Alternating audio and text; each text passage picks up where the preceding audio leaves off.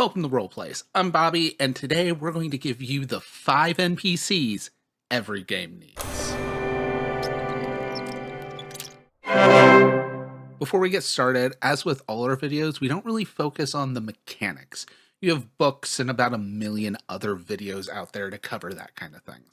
But instead, we cover the role-playing and story opportunities they offer, no matter the system you prefer. That way, this is useful for hopefully as many people as possible. And if you do end up enjoying our content, please like and subscribe. It might sound dumb, but those numbers are really important to the publishers and companies that help fund this channel outside of Patreon, which, you could also go check out too. I wouldn't mind. No story is complete without something or someone the characters are working against. Odds are your stories already have a villain, and honestly, we'll probably do an entire video on making really great villains. But for now, if we're going to list the characters you need to have, this has to go on the list. I will add this note though. The villain character is needed for the story, but not necessarily every session. And personally, I like villains the characters hear about for quite a long time before they ever come close to a face-to-face encounter. This character, more than many of the others we're going to talk about today, can do most of their work in the background, just being as effective, if not more, off-screen. The next character is closely related to the villain, and short or simple stories might even sub it in for the villain, and that's the rival. The thing is, for games like D&D with an entire group of players, the rival really isn't the same as the villain.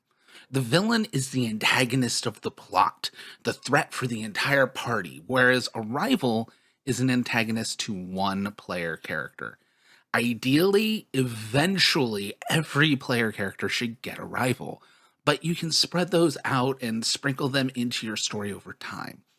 When a character's rival is the threat of an adventure, it's a simple way to give that character a lot of spotlight time. It's also a great way to make sure all the characters feel like they get arcs that are distinct from the main story. A rival can definitely be a threat to the entire party, and can even be wrapped up somehow in the main story themselves, but they're specifically the antagonist to one or maybe two characters, if those players worked out their characters to share a rival as part of their backstory.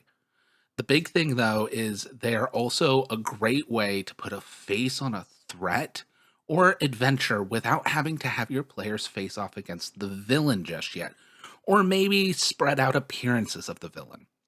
For me, most of my rivals are either some kind of dark reflection of the character they oppose, or they're tied very deeply into the character's backstory.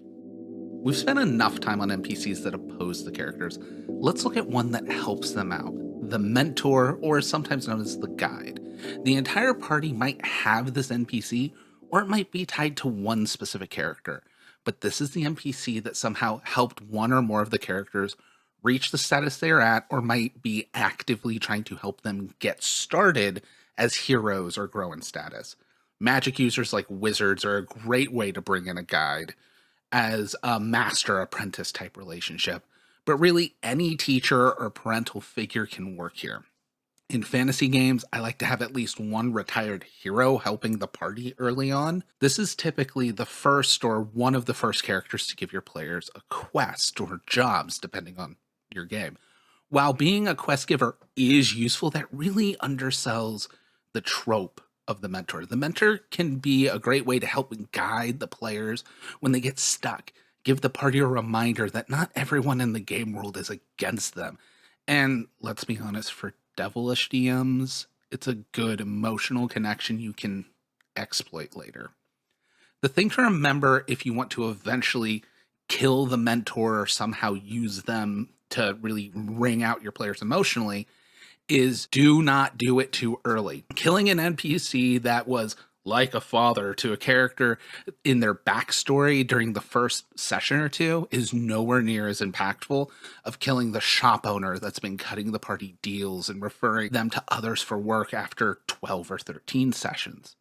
If I do kill off a mentor character, I do it as part of a finale session. Don't worry, we'll be covering those in a video really soon. Since the mentor is in a lot of ways a group's training wheels, as well as a beacon of safety within the world, killing them off or otherwise harming them is a signal that either they're now on their own or that everything is about to get a lot less safe.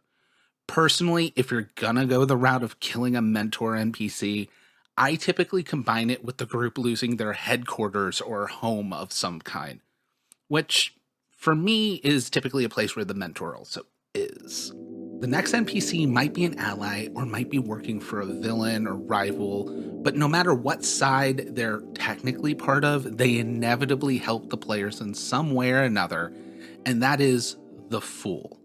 A reoccurring henchman that's dumb enough to reveal key information, a friend that frequently gets themselves into trouble but is also always loyal. This is the trope that can take many forms. The Fool serves a lot of uses and frequently becomes a party favorite. Mascot type characters typically fall into this trope. The key aspect of the Fool is that in the end, they aren't actually malicious. Yeah, even the ones that are working for the villain, and usually naive in some way. They also serve as a point to add humor and levity to the world, which is absolutely necessary as a release valve for tension. Another video that will be coming soon is going to be about humor and release. It's going to be really good. These are some of the hardest NPCs to get right, as they heavily rely on the players liking them.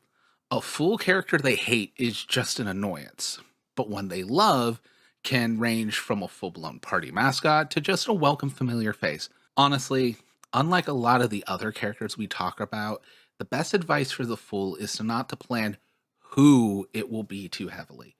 Throw out potential NPCs that could fill this role, and once the party latches onto one, go with it. They might even make what would have been a forgettable NPC to you, the DM, into their new favorite, at which point you slowly turn them into the role of the Fool.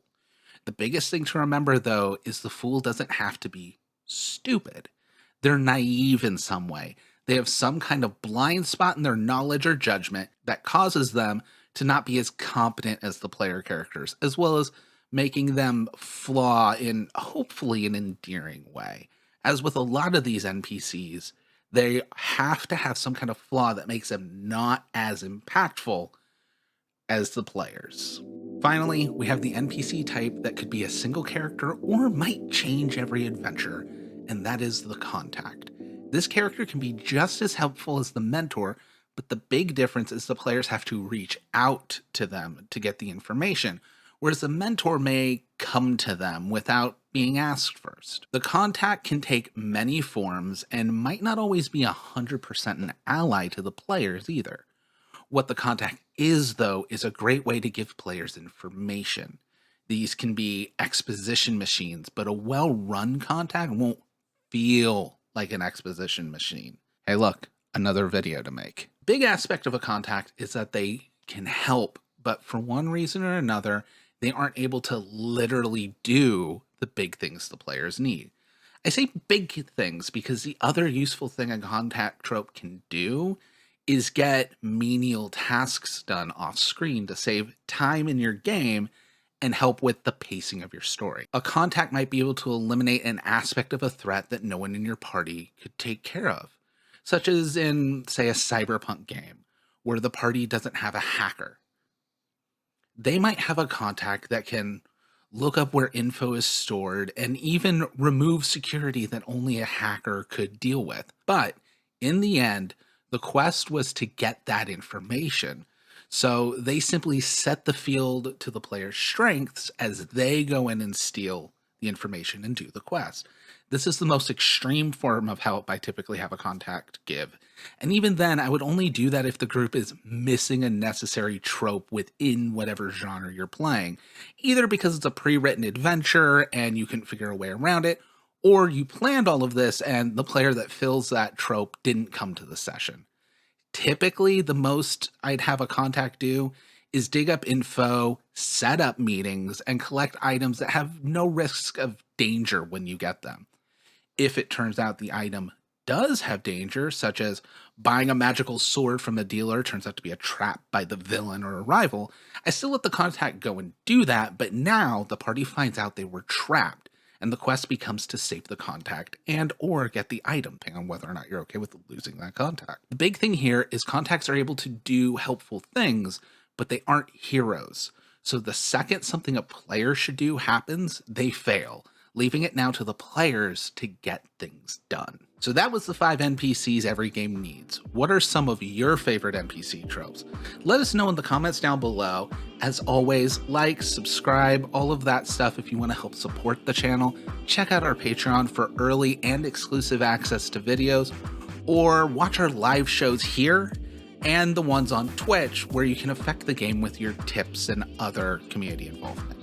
Until next time, we hope you guys have the best game ever.